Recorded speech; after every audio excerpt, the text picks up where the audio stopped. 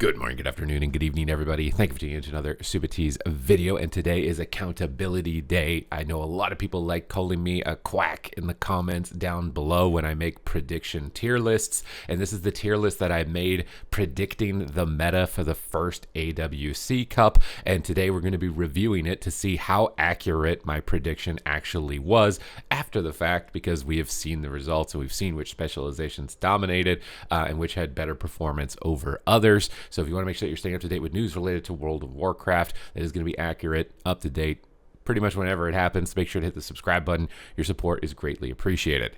So let's get started here. We've got the Arcane Mage. Now, Arcane Mage had a top 2 finish in North America. Now, Cubsy was the only mage to play it, but it did reach a top 2 position. And I also said that in my prediction video, I think Cubsy's probably going to be the only Arcane Mage to do it. Now, obviously, the likelihood of you winning the whole thing and how much we would see you is how this tier list was kind of constructed. So to me, I think a top 2 finish is a pretty reasonable location for Arcane. Obviously, in the hands of the best players, it had capabilities of coming through. And I think it wasn't surprising that it was oriented around some type of rogue mage composition, right? You can see that in the prediction towards the top end of my tier list, that was a pretty heavy influence on which specializations I thought were going to rise to the top. However, I did think it was going to be a bit better than Frost, and it actually wasn't. So I am going to shift this over. I think Frost obviously ended up being the dominant specialization. We saw pretty much every team adopting it in some regard. So I will accept that I was a little bit wrong there. I anticipated Arcane to actually be better. It wasn't. Frost was easily the most dominant one. Now, I think Frost is a little bit easier to play than Arcane. That might have had some influence on it. But obviously, in the Rogue Mage mirror, I think Arcane is a lot more difficult to pull off. But Arcane was definitely still a great spec and made it to the top 2. Elemental Shaman, I think it's fair to say, was the third best caster. We saw Swapsy switch over to it, Prev to switch over to it, had top 3 finishes, had good synergy with Feral Druids and Outlaw Rogue. I think this is pretty much right on the money. Shadow Priest, we saw it only in North America. It didn't make it to top 4 for North America, but it looked rough. It looked like it had some counters, and they were counters that I was starting to calculate in a little bit. I think I may have put this a little bit too high. I think Windwalker in particular, Fury Warrior as well, are very difficult specializations for it to deal with. We saw the Shadow Priest be abused by Trill when he was on the Windwalker, and then in the lower bracket, still kind of struggling, even with more of the standard comps that were in the tournament that didn't have Windwalkers. So I do think I was a bit incorrect on Shadow. I think Shadow probably should have came down here onto A tier as opposed to S tier, but it was very close. And again, seeing it in the top 4, I think also there's just not a lot of like super fantastic Shadow Priests anymore in Europe that main Shadow Priests and actually go at it. They're almost all Warlocks and Mages. It seems like that all the Shadow Priests have retired. It's possible that Shadow Priests could have had some influence in Europe if there were more dedicated main Shadow Priests, but in this current iteration, I will accept defeat here. I think I was slightly wrong. Shadow was a little worse than S tier. Beast Mastery Hunter, we saw Chun-Li use it, but he was the only player to use it, and it looked good in the games that we saw it, but then it kind of just disappeared again and we didn't see a lot from it. So I was honestly expecting a lot more from Beast Mastery Hunter. I think that it actually still had a lot more potential. We just didn't see a lot of teams expanding on it. They preferred the marksman, but I will accept defeat on this one as well, considering considering it didn't go the distance. I'm willing to accept some defeat on this. I'll accept some defeat on this. I think Beast Mastery Hunter was probably only A tier. These guys were taking over as like the best range DPS. Feral Druid, we saw on day 1 that Flappers beat Echo on Feral, and I'm thinking, hey, I'm pretty good at predicting Feral is better than Outlaw Rogue here, right? I'm thinking like that's going to be a good pick. But then on day 2 or day 3 it was, I think, Rogue just started owning Feral Druids. It was just Rogue beats Feral all around the board. So I do think Outlaw Rogue was better than Feral. We'll have to accept defeat there. Outlaw Rogue was the most dominant melee, most well-rounded. I think we saw it with the Ellies and the Frost Mages. Those 2 compositions seem to have to be bringing the most consistent success. And then Feral Druid, I would say, was the second best melee. All right, the Feral Mage compositions were easily on their heels, almost equal. A lot of teams were adopting it, so I think that this is where it landed. Subtlety Rogue. Now, this was much like Arcane, only used by one player. It was used by Calvish together as Arcane Subtlety, and it got to a top 2 finish. However, in that finale, they didn't ultimately use it. And I do think Outlaw was much better than it. Is it better than it by a tier? I don't know. And again, it's very hard to say that. I think that it may have been, so I may have to accept a little bit of defeat here. When we watched the subtlety rogue games, it seemed pretty difficult for them to actually execute on wins a lot of the times, and Outlaw Rogue could just be more consistent into later games. So I am somewhat willing to accept defeat there, but I feel like Rogue Mage was just so good that you could have honestly played almost any spec of Rogue Mage and probably seen success. And I'm doing this, but I don't really want to do it. I'm doing it. I'm dropping subtlety down to A tier. I think Outlaw was likely significantly better, and even Feral Druid. I don't know. Subtlety beat Feral. It beat the Feral Ellie. It beat a couple. This is a very hard one. I will drop it down tier for now and say that I was wrong. But Windwalker Monk, on the other hand, this specialization we saw a lot in Windwalker Mage, and it was a great Shadow Priest counter pick, basically, is where it's slotted. And that's kind of where I said it was going to be, was a Shadow Priest counter pick. But aside from that, it was pretty replaced by Outlaw and Feral Druid. So having said that, I think that it was probably only A tier. It was just a counter pick specialization, but it was still really good, right? And it still got teams through into the championship, especially in North America. But in Europe as well, we saw a little bit of it pop up. And Holy Priest was obvious. This one, no matter what, people were gonna get right? So I was wrong, a little bit wrong. I'll say a little bit wrong about Subtlety, Windwalker, and Shadow. I think that this is more of a representative tier list of like these are the pinnacle comps and combinations. And then these guys were coming down onto a secondary tier with Fury Warrior. I think was right on the money on A tier. We saw it come in for Mercy. We saw a couple of Fury Warriors getting into top 4, even despite its counters to Mage. So it had a good run, I would say, for cup number 1. Assassination Rogue, I was just totally wrong with, right? We didn't see it at all. I think that it's just too slow and it's too squishy relative to Subtlety and Outlaw is the main reason. It's more predictable, requires more ramp, and honestly, it's classes that it synergizes with, like Warlock, were just not as good. I think it was mostly defense. We didn't say it wrong. This is my first pick that was like really wrong. Even though on the ladder, Assassination Rogue might debatably be the best rogue spec like in Shuffle, but in a tournament format, it couldn't keep up with the meta. So this was my first big blowout, was that I was letting ladder influence my decision, I think, with Assassination, but I was wrong with it. Then we got Beastmaster Hunter, which I moved. Marksmanship Hunter, which I think is fair, although I think it was better than Beastmaster Hunter, so we'll move it over to the left. Based on its representation and its powerhouse that we saw, it got into like the top 8 situations. There were a couple top 4s. I think A tier was fair for it. Demonology Warlock, I think I was wrong about.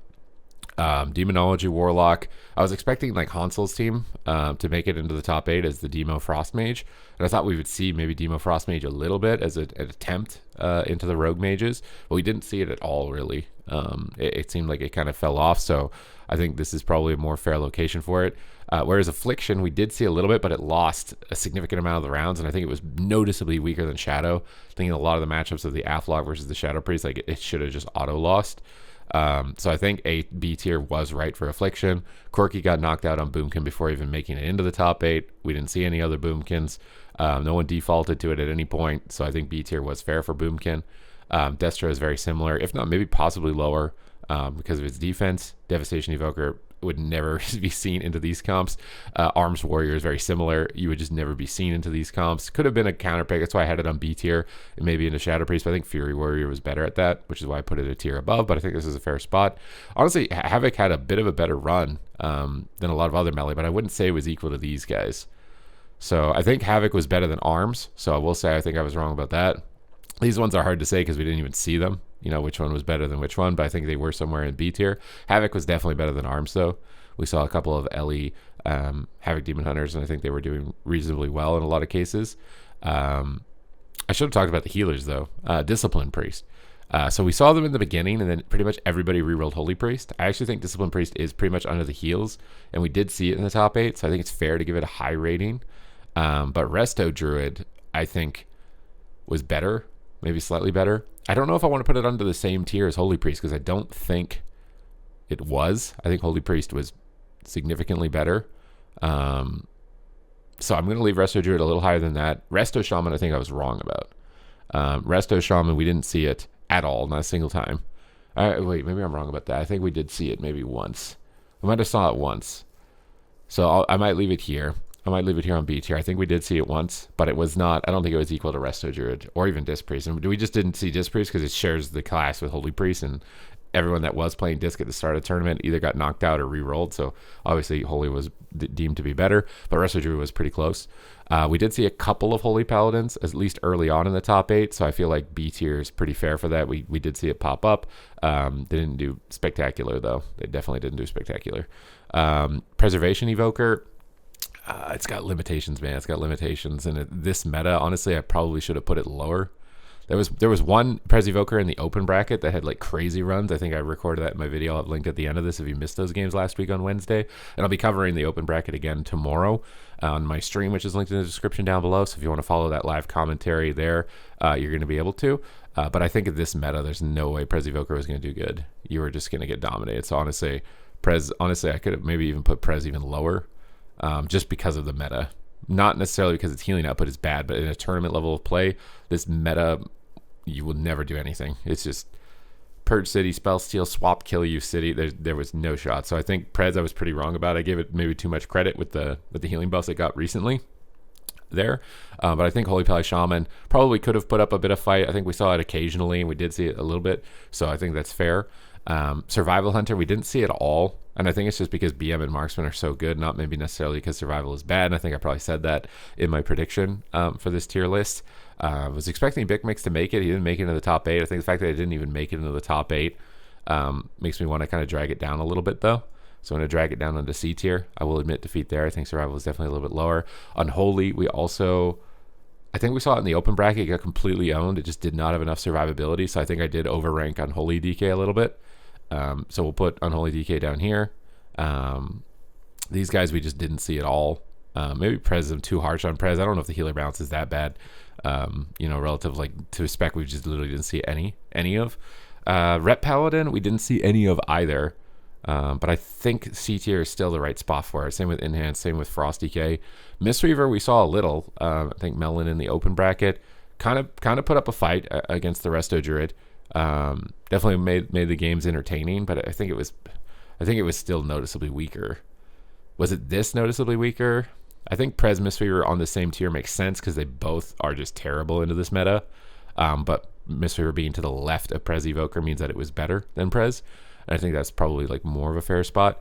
Dev Evoker, maybe I should even drop Dev Evoker because I feel like Dev Evoker into this meta it was gonna do nothing. So honestly, I think I should drop Dev. Okay. I think that's fair. So for the most part, I would say as far as my prediction, this is kind of where things actually landed in terms of spec viability and likelihood to win the tournament versus my prediction. My predictions towards the top were really good, I think. I was pretty accurate towards which specs were absolutely going to win. Like the specs that were up here to begin with only dropped like slightly down here to A tier. In the A tier only slightly dropped. And then most of this is just we didn't see it like almost at all. So comparing it is basically impossible. So I'd say my prediction was, maybe like a 7.5, 8 out of 10 or something like that. Not perfect, obviously. But I think it was decent, and it's most important that you get these specs, right? If you're looking for like the top end performance, so I'd say it was pretty close. Curious to see how the game plays out with the changes, right? We see nerfs to mages, most notably, I would say, and some buffs to specs down here, but not all of them. So some of these specs you're probably not going to move too much, but we see nerfs to this. Rogue is up in the air. We don't know where it's going to really go. So after we play through today on my stream tonight, and after I watch some of the pro players gameplay as well, I'll reassess this. But this is like where I would be sitting based on the results of week 1 and the strengths and the viability and likelihood to actually see that spec in the tournament. This is where I would be sitting after the actual results. So hope you guys enjoyed the video. Hope you guys enjoyed watching me keep myself accountable in this regard, so you guys can keep calling me quacks or wherever you want with my predictions when I make wild predictions or not. But I'd say this one was pretty close. This one was definitely pretty close. So thank you guys for tuning in, and I will see you in the next one.